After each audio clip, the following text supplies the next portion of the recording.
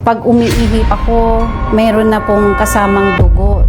Laking kinagulat ko po, doon sa ultrasound, may nakita din po na may isa pa pala.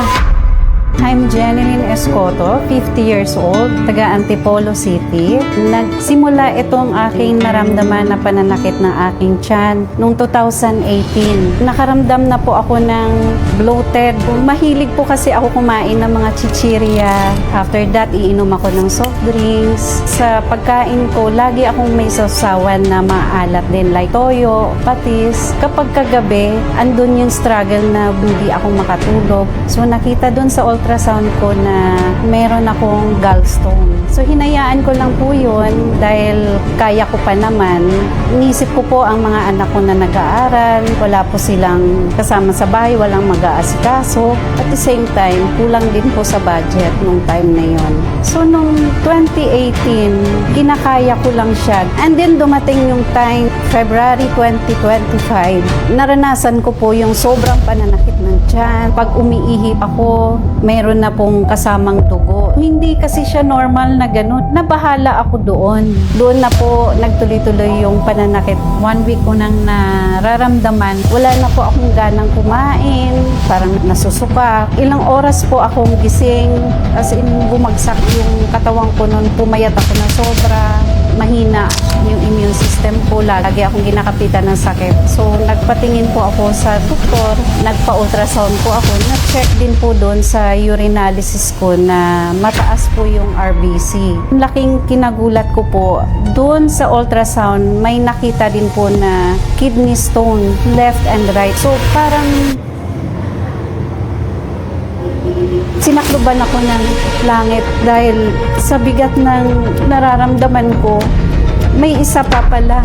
Doon na lahat pumasok sa isip ko na paano yung mga anak ko kapag may nangyari sa akin. Isa din yun sa nagpahirap sa akin. Nirequest ako ng doktor na din na magpa-KUB ultrasound. So doon po nakita na 0.6 centimeters yung right kidney ko, 0.4 centimeters sa left kidney ko po. May pamamagana din po doon sa urinary bladder kaya sa pag-ihi ko po ay mahapdi. Hindi ko po sinunod yung doktor na magpa-opera ako dahil iniisip ko po yung gastos. Ginawa ko po lahat. Naghanap ako ng alternative na makatulong sa akin.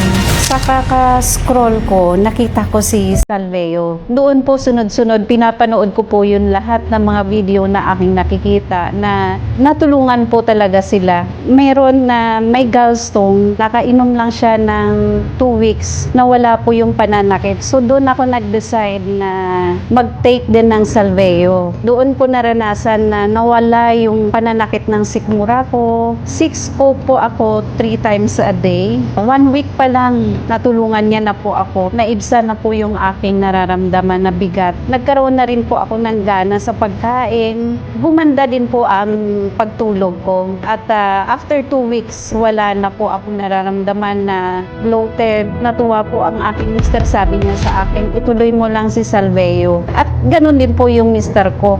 Maganda na po ang pakiramdam po namin. Masarap na rin po ang tulog namin sa gabi. Masayang-masaya po ako at wala na po akong nararamdaman na kirot sa aking puson. At the same time, sa tagiliran ko po, wala na. Hindi na ako nagpa-opera. Laking pasasalamat ko po talaga. Dahil sa 10 months po na pag-inom ko ng Salveo, hindi po ako gumastos ng libo-libo sa ospital para magpa-opera po. Maraming salamat po talaga. Ako po si Jeneline Escoto at ito ang aking kwentong Salveo.